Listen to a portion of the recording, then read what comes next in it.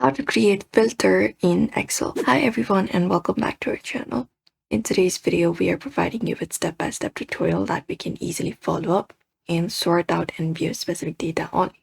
So let's just dive right into the video. First of all, we can select up a data including a header as well and go to the data tab at the top. After that, we can head over and look out for this option called filter and click on it. Once we've done that, small drop-down arrows will appear in each of the column header. You can just go over and view it up here. Click on the drop-down arrow in a column. After that, we can select desired, select or deselect values. We can sort it out from A to Z or Z to A by color, sheet view, and many more. So just go over and apply the filter this way. You can filter it out by date and name, etc. And go ahead and click on OK and filter it out. This is one of the way. Apart from that, we can just go over and look out for keyboard shortcut as well. For that, we can press Ctrl Shift and L.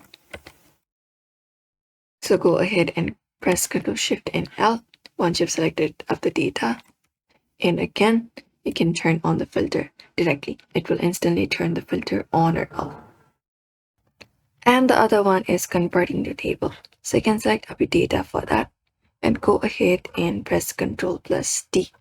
After that, you can just go over and click on OK, and filters are automatically applied, added, and easy to manage.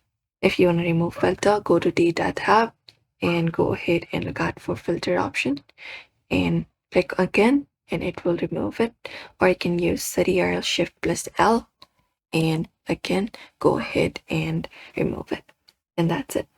Always include headers. Filters do not delete data, they only hide it. Combine filters across multiple columns for better results. And that's it, everybody. We hope this video was helpful. Give this video a like and subscribe for more.